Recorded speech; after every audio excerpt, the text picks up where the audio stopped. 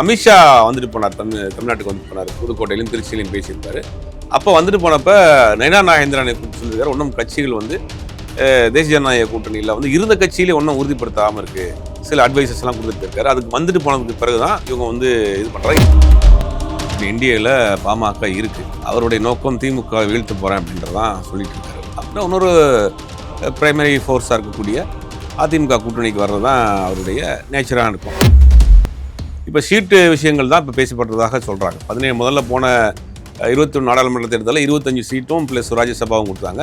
இப்போ 17 ப்ளஸ் ஒரு ராஜ்யசபாவும் கொடுக்கறதாக பேசி முதல்ல அவங்க என்ன நினைக்கிறாங்கன்னா, அதிமுக கொடுக்கக்கூடிய உட்கட்சி பிரச்சனையை சரி பண்ணுவோன்னு பார்க்குறாங்க, அதுவும் முடியல. வேற ஏதாவது கட்சியை வெளியில் கொண்டு வருவோம், உள்ள கொண்டு வருவோன்னு பார்க்குறாங்க, அந்த கட்சிகளும் இல்லை. இப்போ என்ன முடிவுக்கு வந்திருக்காங்கன்னா, இருக்கிற கட்சியாவது காப்பாற்றுவோம் அப்படிங்கிறதுக்காக தான் வேகமாக தாவேக்காவோட நகர்வை வச்சு தான் ஒவ்வொரு கட்சியும் கூட்டணி பிளான் பண்ணுதுன்னா, இப்போ பாமக வந்து 2 அணியாக பிரிஞ்சிருக்கு. ராமதாஸ் அவர்கள் பக்கம் இருக்குது, அன்புமணி பக்கம் அவர்கள் இருக்கும். இப்போ அன்புமணி மட்டும் சேர்த்தா ராமதாஸ் அவர்கள் எந்த பக்கம் போவார்? ராமதாஸையும் இங்கே கொண்டு வர்றதுக்கான முயற்சிகள் பண்ணுறாங்க. இப்போ என்ன ஒரு தகவல் வந்திருக்குன்னா, இவர் பனையூருக்கு பையன் வீட்டுக்கு போகாம அந்த பக்கம் போயிடுவார் பெரியவர் அப்படிங்கிறது தான் இப்போதைக்கு வரக்கூடிய தகவலாக இருக்குது. இப்போ அவரும் விஜயை நோக்கி போகிறதுக்கான வாய்ப்புகள் இருக்குது. ஓபிஎஸ் டிடிவியை தவிர்த்து விட்டு நீங்கள் தென் மாவட்டங்களில் ஒரு 60-70 தொகுதிகளில் ஜெயிக்கவே முடியாது. ஏன்னா மினிமம் ஒரு 60 தொகுதியில் அவங்க ரொம்ப சாலிடாக இருக்கிறாங்க, வெற்றி வாய்ப்பை தீர்மானிக்கக்கூடிய இடத்துல இருக்கிறாங்க.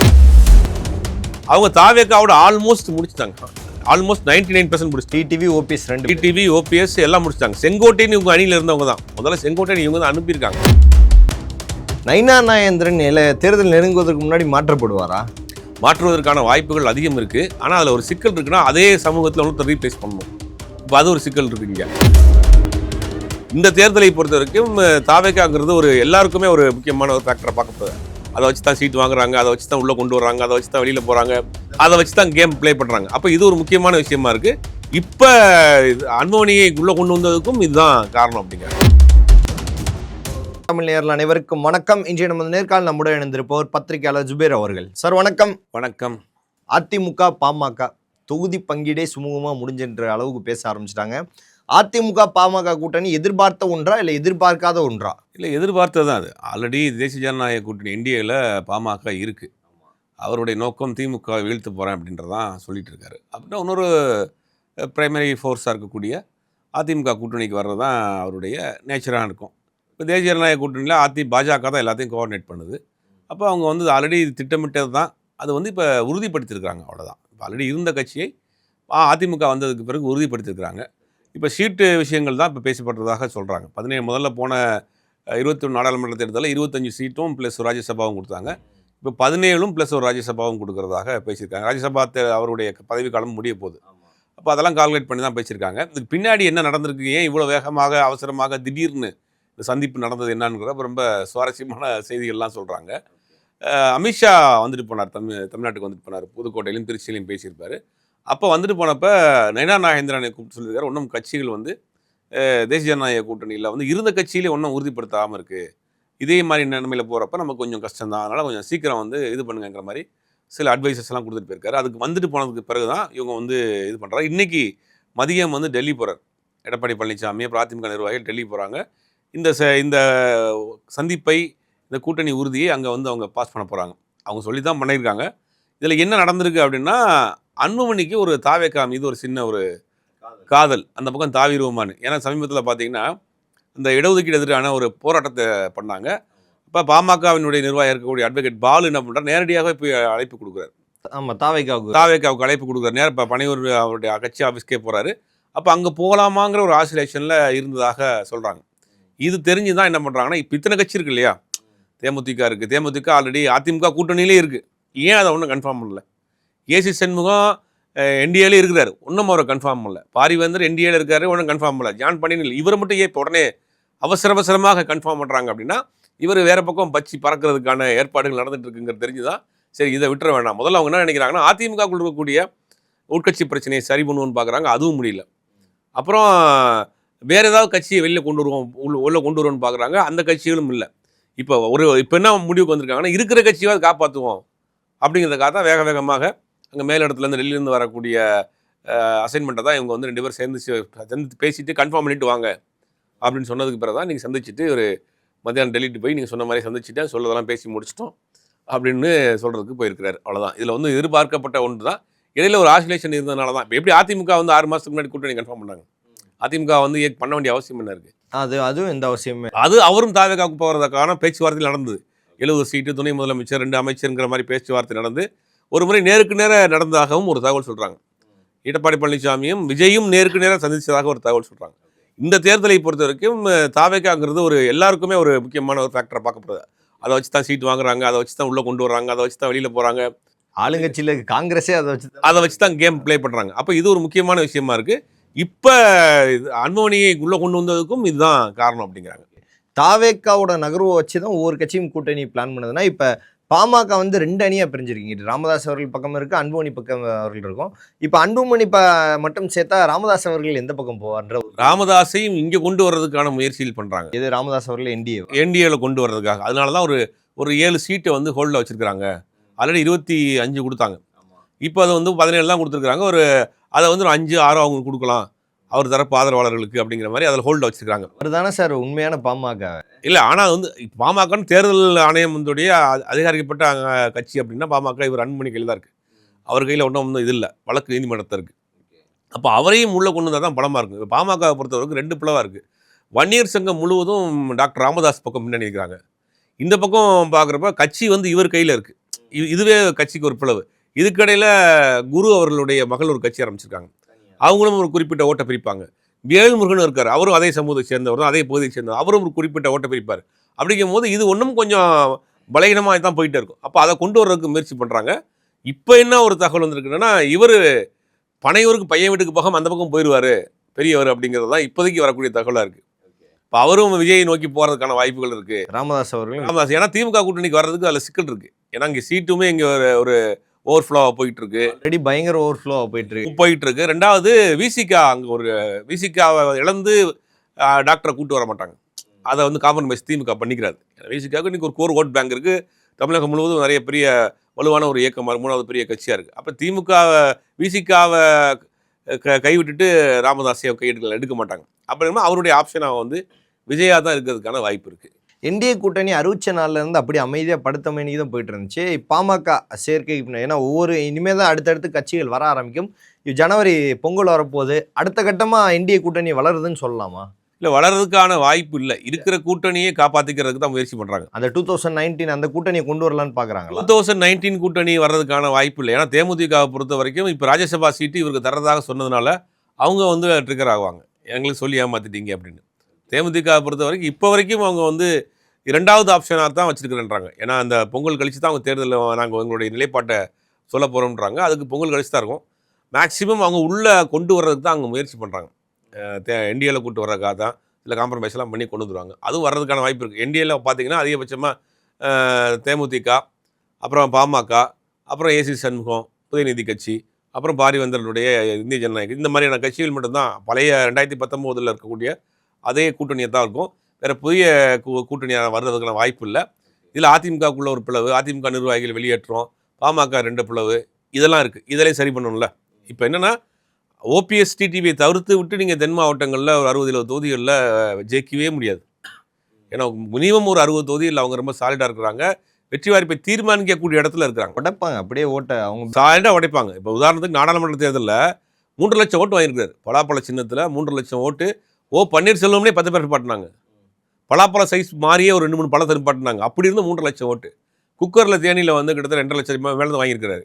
அப்படிங்கும் போது அவர் 60 தொகுதிகள் திருச்சியிலேருந்து நீங்கள் அந்த பக்கம் திண்டுக்கல், ராமநாதபுரம், விருதுநகர், இந்த பக்கம் தேனி, அது வரைக்கும் ஃபுல்லாக ராமநாதபுரம் கடைசி வரைக்கும், இந்த பக்கம் திருச்சியிலேருந்து இந்த பக்கம் எடுத்துக்கிட்டிங்கன்னா தஞ்சாவூர்லேருந்து நாகப்பட்டினம் வரைக்கும் அந்த பெல்ட் ஃபுல்லாகவே அவங்க கொஞ்சம் ஓரளவுக்கு ஸ்ட்ராங்காக இருக்கிறாங்க.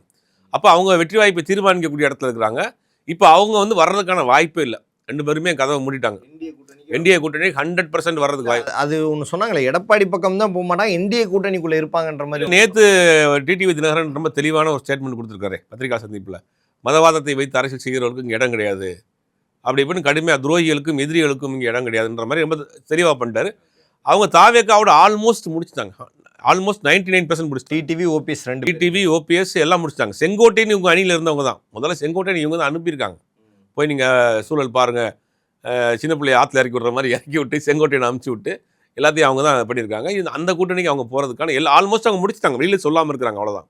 அப்போ டிடிவி, ஓபிஎஸ் இவங்க எல்லாமே தாவேக்காவோட போகிறக்கான வாய்ப்பு தான். அப்படிங்கும்போது அதிமுகவுக்கு ஒரு பலகீனம் தான். தென் மாவட்டங்கள் அந்த பக்கம் போகும், வட மாவட்டங்கள் அந்த பக்கம் ராமதாஸ் பிரிப்பார், அப்புறம் குருவுடைய மகள் அவங்க ஆரம்பிச்சு கட்சியில் பிரிப்பாங்க, வேல்முருகன் பிரிப்பார். அது மாதிரி நிறைய குழப்பம். பாஜகக்குள்ளேயே அண்ணாமலை ஃபேக்டர் ஒன்று இருக்குது, அவங்க கொஞ்சம் சைலண்ட் ஆகிட்டாங்க. இது நிறைய குழப்பங்கள் இருக்குது. இருந்தாலும் இங்கே ஒரு கூட்டணியை ஸ்ட்ராங் பண்ணணும் அப்படின்ற வேலையை செஞ்சுட்டு இருக்காங்க. நேற்று வரைக்குமே இங்கே தான் 2 நாள் இருந்தார். புதுக்கோட்டை, அடுத்து இங்கிட்ட திருச்சி, எல்லா இடங்கள்ல இருந்தார். அப்போல்லாம் அமித்ஷா சந்திக்காத எடப்பாடி அவர்கள் இன்னைக்கு டெல்லி போய் சந்திப்பதற்கான காரணம் என்ன? இல்லை, அவங்க கொடுக்கப்பட்ட வேலையை தானே செய்ய முடியும். பாஜக அதிமுக ஒன்றும் கிடையாது, 2 ஒரே கட்சி தான். அவங்க சொல்கிறத செய்யக்கூடிய வேலை இடத்துல இருக்கிறாரு. அப்பாயின்மெண்ட் கிடைக்காம இருந்திருக்கலாம்.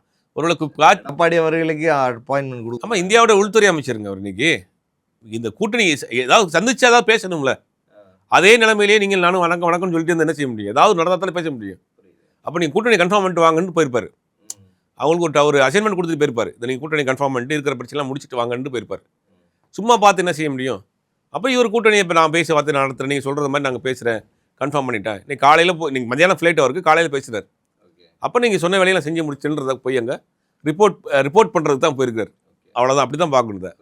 நயினார் நாகேந்திரன் தேர்தல் நெருங்குவதற்கு முன்னாடி மாற்றப்படுவாரா? மாற்றுவதற்கான வாய்ப்புகள் அதிகம் இருக்குது. ஆனால் அதில் ஒரு சிக்கல் இருக்குன்னா, அதே சமூகத்தில் ஒருத்தர் ரீப்ளேஸ் பண்ணணும். இப்போ அது ஒரு சிக்கல் இருக்குது இங்கே. ஆனால் அவர் மேல் அதிருப்தியில் இருக்கிறாங்கன்றதான் சொல்கிறாங்க. ஏன்னா இப்போ இல்லை, அவர் வந்ததுக்கு பிறகு கட்சியில் இருக்கக்கூடிய நிர்வாகிகள் கூட்டணி கட்சியில் வெளியே போயிருக்கு. ஓபிஎஸ் வெளியே போயிருக்காரு, டிடி வெளியே போயிருக்கிறாரு, பாமக இப்போ தான் உள்ளே வந்திருக்கு, அதிமுக ஒன்றும் சேர்க்க முடியல, எதுவுமே நடக்கலை. அப்புறம் அந்த திருப்பரங்குன்ற இஷ்யூலாம் அவர் கொடுத்த அசைன்மெண்ட்லாம் பெருசாக எக்ஸிக்யூட் பண்ண முடியல அவங்களால. பெரிய அளவில் ஒரு வைரலான ஏதோ விஷயமா மாற்ற முடியல. அப்போ இது எல்லாமே அவர் மேலே ஒரு சின்ன ஒரு செட்பேக்காக.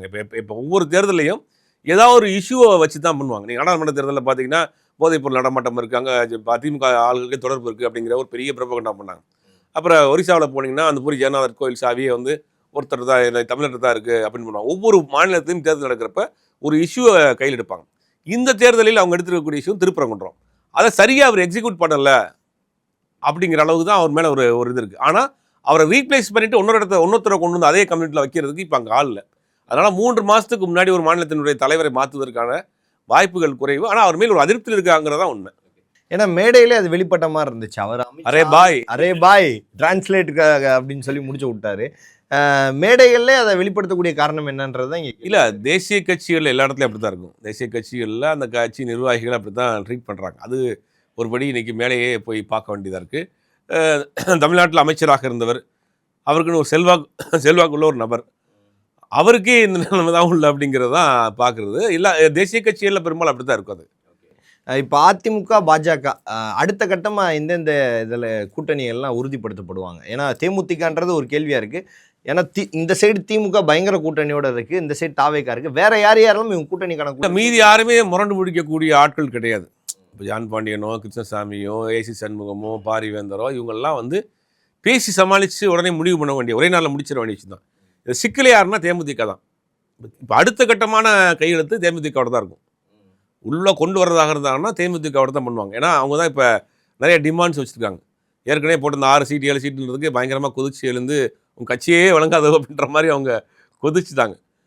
ஆல்ரெடி உங்களுக்கு ராஜ்யசபா சீட் பஞ்சாயத்து வேறு இருக்குது. இதெல்லாம் இப்போ அடுத்த கட்டமான பிரச்சனைக்குரிய கட்சி அப்படின்னா தேமுதிக தான். அது அனைமாக பொங்கல் கழிச்சு அதை கன்ஃபார்ம் பண்ணுவாங்க. ஏன்னா இப்போ அடுத்த கட்டமாக 40 லட்சம் கோடி ஊழல் பட்டியல் தூக்கிட்டு வந்திருக்கிறாரு எடப்பாடியார் அவர்கள். இந்த 40 லட்சம் கோடி ஊழல் பட்டியல்ன்றது உண்மையா? இல்லை, ஆல்ரெடி அண்ணாமலை கொடுத்த ஃபைல்ஸில் என்னாச்சு? அண்ணாமலை டிஎம்கே ஃபைல்ஸ் 1, 2 இது வரைக்கும் எதுவும் கிடையாது. அப்போ தேர்தல் நேரத்தில் ஒரு பிரபகண்டாவுக்காக ஒரு பரப்புரைக்காக பயன்படுத்துகிற விஷயம். இப்போ பாஜக பாஜக கையில் தானே எல்லாமே இருக்குது. ஏன் வச்சு இன்றைக்கி ஊழல் பட்டியலை எடுத்து வெளியிட்டு அவங்க சம்மந்தப்பட்டவங்க மேலே வழக்கு போட வேண்டியதான். ஈடிலாம் அவங்கள்ட்ட ஈடி இருக்குது, எல்லாமே அவங்கள்ட்ட தான் இருக்குது, இந்தியாவே அவங்கள்ட்ட தான் இருக்குது. இப்போ ஏற்கனவே திமுக ஆட்சியாக இருக்கிறப்ப இவர் மேலே ஒரு ஊழல் பட்டியல் கொடுத்தாங்க. அது என்னாச்சு? அண்ணாமலை கொடுத்த ஊழல் பட்டியல் என்னாச்சு? இதெல்லாம் ஆதாரம் இல்லாமல் வரக்கூடிய குற்றச்சாட்டுகளை வைக்கிறாங்க. இது தேர்தல் நேரத்துக்காக ஒரு பரபரப்பு செய்தியாக தான் இருக்க மொழி. இது பெருசாக பாதிப்பு இருக்காது. இது ஒவ்வொரு ஆட்சியும் முடியும் போது அந்த ஆட்சி மேலே ஆட்சி மேலே வைக்கக்கூடிய குற்றச்சாட்டு விஜய் முதற்கொண்டு தான் வைக்கிறார். ஊழல் குற்றச்சாட்டுங்கிறது எனக்கு விவரம் தெரிஞ்ச காலத்துலேருந்து எல்லா கட்சியும் மாறி வைக்கிறாங்க. இவர் மேலே அவர் குற்றச்சாட்டு வைக்கிறாரு, அவர் மேலே இவர் குற்றச்சாட்டு வைக்கிறாரு. ஆனால் அந்த அமௌண்ட்டு தான் பெருசாக போகுது. 400 கோடி 300 கோடி 10 கோடி 1.5 கோடியில் ஆரம்பிச்சது. 7 லெவலுக்கு 1.5 கோடி வழக்கு தான் அது பெரிய லெவலில் கொண்டு மாட்டி விட்டுச்சது. 40 ஆண்டுகளாக கடந்த அளவுக்கு இல்லாத ஊழல் வந்து இந்த இந்த ஆட்சியில் திமுக பண்ணியிருக்கு அப்படின்ற ஒரு பிரச்சாரம் தான் எல்லாருமே கையில் எடுக்கிறாங்க. திமுக ஊழல் கட்சி தானா? எல்லாருமே சொல்ற மாதிரி திமுக வரிசையா ஊழல் ஊழல் கட்சி அப்படின்னா இன்னைக்கு இந்தியாவில் இருக்கக்கூடிய எல்லா கட்சிகள் மேல் ஊழல் வழக்கு இருக்கு. எல்லா கட்சிகள் மீது வழக்கு தாண்டி ஊழல் வழக்குகள் இருக்கு. எல்லா கட்சி தலைவர் பாஜக தலைவர்கள் மீதே ஊழல் வழக்கு இருக்கு. பாஜகவில் ஒரு தேசிய தலைவராக இருந்தவர் கையங்கலமாக ஊழல் வாங்கின அந்த காட்சி வெளியில் வந்து பெரிய பல பரபரப்பாகப்பட்டு அகில இந்திய தலைவர் ஒருத்தர், அகில இந்திய பாஜக தலைவர் ஊழல் வாங்கி கையங்கலமாக பிடிபட்டு அவர் கட்சியில் நீக்கப்பட்டாங்க. அப்போ இந்த ஊழல் வழக்குங்கிறது எல்லா அரசியல் கட்சி தலைவர்கள் மீதும் பரவலாக இருக்குது. நிரூபிக்கப்பட்ட வழக்கு, ஊழல் வழக்காக தண்டிக்கப்பட்ட நபர்கள்னால் தமிழ்நாட்டில் அதிமுக தான் இருந்துச்சு. அதிமுக அந்த மாதிரி ஜெயலலிதா மேல் ஊழல் வழக்கு நிரூபிக்கப்பட்டு தண்டனை கொடுக்கப்பட்டு சிறைச்சாலையில் அடைக்கப்பட்டு பதவி பறிக்கப்பட்டு அப்படிங்கிற ஒரு விஷயம் இருக்குது. ஊழலை பற்றி இவங்க பேசுறது பார்த்தீங்கன்னா மாறி மாறி குற்றச்சாட்டு வச்சுக்குவாங்க. திமுகவுக்கு மீது ஆரம்பத்தில் வைக்கக்கூடிய குற்றச்சாட்டு 2 குற்றச்சாட்டு வைப்பாங்க. ஒன்று ஊழல் கட்சி, இன்னொன்று வாரிசு கட்சி. வாரிசு கட்சின்னு அவங்க திரும்ப சொல்கிறதுல வந்து அது வந்து ஒரு எல்லாமே பழுத்து போன பழசான போன டெம்ப்ளேட் ஆயிடுச்சு. இன்றைக்கி வாரிசு இல்லாத கட்சிகளே கிடையாது. வாரிசுங்கிறதை தாண்டி வாரிசுகள் எப்படி செயல்படுறாங்கிறது ரொம்ப முக்கியம். ஜெயலலிதா அந்த அம்மா மறைந்ததுக்கு பிறகு தீபான்னு ஒருத்தவங்க வந்தாங்க. நான் தான் வந்து ஜெயலலிதா அவருடைய வாரிசு அப்படின்னு. என்ன நடந்துச்சு? ஒன்றும் செல்ஃப் எடுக்கலையே. அதுக்கு போய் வந்துச்சு ஜி.கே. மூப்பனார். அவர் வந்து எப்படி அந்த காலத்தில் வந்து பிஜேபி எதிர்த்து தான் அரசியலே பண்ணார். பிஜேபி அந்த நிறைய இடங்கள்ல அந்த சம்பவத்தை சொல்லியிருக்கு. இருந்தாலும் நம்ம சொல்ல வேண்டிய நேரம் இருக்குது. 96 தேர்தலில் வந்து காங்கிரஸ் அதிமுக கூட்டணி அதை வந்து கடுமையாக எதிர்க்கிறார், வந்து மூப்பனார் எதிர்க்கிறார். அப்போ மூப்பனார் தமிழ்நாடு காங்கிரஸ் கட்சி தலைவராக இருக்கிறார், எதிர்க்கிறார். இந்த கூட்டணி வேண்டாம், அந்த மேலே ஏகப்பட்ட ஊழல் வழக்கு இருக்குது, ஏகப்பட்ட அந்த மகாமகம் குளம், வளர்ப்பு மகன் திருமணம், ஊழல் வழக்குன்னு ஏகப்பட்ட குற்றச்சாட்டுகள் இருக்குது, மக்கள் மத்தியில் பெரிய அதிருப்தி இருக்குது, இந்த கூட்டணி வேண்டாம், இந்த கூட்டணியை விட்டு வெளியில் வரணும்னு சொல்கிறார். மூப்பனார் சொல்கிறாரு. அகில இந்திய தலைமை கேட்கல. அப்போ ஆட்சியில் இருக்குது, காங்கிரஸ் கட்சி மேலே ஆட்சியில் இருக்குது. உடனே என்ன பண்ணுறாங்க அப்படின்னா தமிழ் மாநில காங்கிரஸ்னு ஒரு கட்சி ஆரம்பிக்கிறார். ரஜினிகாந்த் வாய்ஸ் கொடுக்குறான்னு வச்சுக்கோங்க. ஒட்டுமொத்த காங்கிரஸ் இந்த பக்கம் வந்துருச்சு. எதிர்கட்சியாக தமிழ் மாநில காங்கிரஸ் வந்துச்சு. கட்சி ஆரம்பிச்சு ஒரே வருஷத்தில் 6 மாதம் கூட இல்லை, 6 மாதத்தில் தமிழ்நாட்டினுடைய எதிர்கட்சியாக வந்து தமிழ் மாநில காங்கிரஸ் வருது. அப்போ ஏன் எதிர்க்கிறாருன்னா ஊழலுக்கு எதிரான ஒரு இயக்கமாக கொண்டு வர்றாரு. அதை விட மதவாதத்தை கடுமையாக எதிர்க்கிறார். அப்படி அந்த ஊழல் கட்சியாக இருக்கக்கூடிய அதிமுகவோடு எதிர்த்து அரசியல் கண்டவர் அதே அதிமுகவோட கூட்டணி வைக்கிறார். அதே அதிமுக 2001 தேர்தலில் மூப்பனார் வந்து கூட்டணி வைக்கிறார். ஏன் கூட்டணி வைக்கிறாரு? அப்போ 96 இந்த 99 வரைக்கும் 3 தேர்தல் நடக்குது இந்தியாவுக்கு. 3 பொது தேர்தல் நடக்குது. ஒரு முறை எல்லா கட்சிகளும் சேர்ந்து தேவகவுடாவை பிரைம் மினிஸ்டர் ஆக்குறாங்க. அது ஒரு 10 மாதத்தில் போயிடுச்சு. அதுக்கு பிறகு பாஜக தனிச்சு நின்று அதிமுக கூட்டணியோடு நின்று அது ஒரு 13 மாதத்தில் 12 மாதத்தில் போயிடுச்சு. அப்புறம் 13 நாளில் ஒரு ஆட்சி போச்சு. 3 தேர்தல் வருது. அன்றைக்கி அதிமுக வச்ச டிமாண்ட் என்னென்னா தமிழ்நாட்டில் இருக்கக்கூடிய காங்கிரஸ் திமுக அரசாங்கத்தை கலைஞன்னு ப்ரெஷர் கொடுக்குறாங்க. வாஜ்பாய்க்கு முடியாதுன்றாங்க. கூட்டணியை வாபஸ் வாங்கிறாங்க. ஆட்சி கலைஞ்சிது. அப்போ 96 99 வரைக்கும் 3 பொது தேர்தல் இந்தியாவுக்கு நடக்குது. ஒரு ஸ்டேபிளான கவர்மெண்ட் இந்தியாவில் இல்லாமல் போயிட்டே இருக்குது. அப்போ இந்தியாவில் இருக்கக்கூடிய எல்லா கட்சியிலும் இன்க்ளூடிங் கம்யூனிஸ்ட் எல்லாம் சேர்ந்து முடிவு பண்ணுறாங்க, ஒரு ஸ்டேபிளான கவர்மெண்ட் இந்தியாவுக்கு வேணும், நல்லது கிடையாது, நாட்டுக்கே நல்லது கிடையாது அப்படின்னு முடிவு பண்ணுறப்ப 99 எல்லா கட்சிகளும் சேர்ந்து இன்க்ளூடிங் கம்யூனிஸ்டுகளும் சேர்ந்து பாஜக கூட்டணியோடு அவங்க தேர்தலை சந்திக்கிறாங்க. ஒரு பெரிய வெற்றி பெறாங்க. வாஜ்பாய் வந்து பிரதமராக 99 தேர்தல் முடிஞ்சிச்சு. 2001 தேர்தல் வந்து தமிழ்நாட்டில் வந்து 99 தேர்தலில் அப்பையும் பாஜகவை கடுமையாக எதிர்க்கிறாரு மூப்பனார். அப்போ வெளியேறி தனியாக நிற்கிறார். திமுகவோட கூட்டணியில் இருந்தாரோ பாஜக கூட்டணி உள்ளே வந்த பிறகு வெளியேறாரு. 2001 எந்த ஜெயலலிதாவை எடுத்து கட்சி ஆரம்பித்தாரோ அந்த ஜெயலலிதாவோட கூட்டணி வைக்கிறார். 2001 கூட்டணி வச்சு மீண்டும் வந்து அதிமுக ஆட்சிக்கு வருது. அதுக்கு முக்கியமாக தமிழ் மாநில காங்கிரஸினுடைய பங்கு பெரிய பங்கு. ஏன் சொல்கிறேன்னா அப்படி பலமாக எதிர்த்த ஊழலையும் மதவாதத்தையும் பலமாக எதிர்த்த மூப்பனாருடைய பையன் ஜி.கே. வாசன் நீங்கள் அங்கே போய் நிற்கிறார். முழுவதுமாக சரண்டர் ஆகி அங்கே நிற்கிறார். அப்போ ஏன் சொல்கிறேன்னா இது இந்த மாதிரி குற்றச்சாட்டுகள் எல்லா கட்சியும் இருக்கும். வாரிசுகளை பொறுத்த வரைக்கும் அவங்க வந்து எப்படி செயல்படுறாங்கிறத வித்தியாசம். இப்போ திமுக வாரிசு சொல்கிறாங்க, யார் மேலேயாவது ஒரு கடுமையான குற்றச்சாட்டுகளோ அவங்க பொது வழியில் நடந்துக்கிற விஷயமோ அவங்க கொடுக்கக்கூடிய துறைகளை செய்யக்கூடிய குறைபாடுகள் ஏதாவது சொல்கிறாங்களா? இல்லை. அப்போ வாரிசுங்கிறது ஒரு அவங்க வரக்கூடிய விசிட்டிங் கார்டு தான். அவங்க எப்படி செயல்படுறாங்க அப்படிங்கிறது தான். இது திமுகவுக்கு மேலே ரெண்டுமே சொல்லுவாங்க மாறி மாறி. ஊழல் கட்சினா இது வரைக்கும் நிரூபிக்கப்படாத ஊழல் ஒன்று கூட கிடையாது, தண்டிக்கப்படாத ஊழல் ஒன்று கூட கிடையாது. ஆனால் வாரிசுங்கிறது சொல்லுவாங்க. வாரிசுன்னு சொன்னாலும் கூட வாரிசுகள் செயல்பாடு தான்.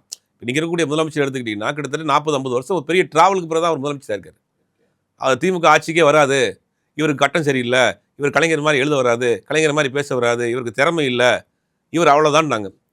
ஆனால் அவர் தான் இன்றைக்கி தமிழ்நாட்டில் இந்தியாவிலேயே ஒரு கட்சியை 7 வருஷம் கூட்டணியோடு கொண்டு போயிட்டு இருக்கார். நீ இந்தியா தமிழ்நாட்டில் பல திட்டங்களில் முன்னேறிய மாநிலமாக இருக்குது. அப்போ அதெல்லாம் ஒரு அனுபவம் தான். அப்புறம் வாரிசுன்னு சொல்லுவீங்களா அவரை? இந்த வாரிசுக்காக அவர் காத்திருக்க வருஷம் எத்தனை வருஷம்? பல்வேறு கேள்விகளுக்கு பதில் தமைக்காக மிக்க நன்றி சார். நன்றி, வணக்கம்.